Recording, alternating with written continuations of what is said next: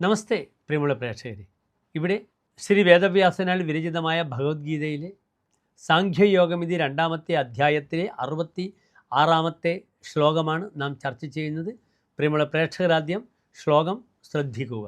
നാസ്തി ബുദ്ധിരയുക്തസ്യ ന ചായുക്തസ്യ ഭാവന ന ചാഭാവയതഃ ശാന്തി അശാന്തസ്യ കുത സുഖം.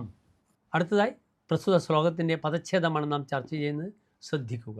ന അസ്തി ബുദ്ധി അയുക്തസ്യ ന ച അയുക്തസ്യ ഭാവന ന ച അഭാവയതഃ ശാന്തി അശാന്തസ്യ കുതഃ സുഖം.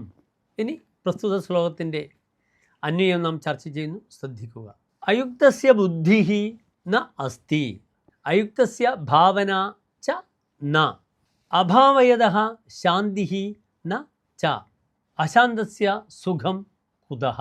ഇനി പ്രസ്തുത ശ്ലോകത്തിൻ്റെ സാരാംശം ചർച്ച ചെയ്യുന്നു. ശ്രദ്ധിക്കുക. ഭഗവാൻ കൃഷ്ണൻ അർജുനനോട് ഇപ്രകാരം ഉപദേശിക്കുന്നു.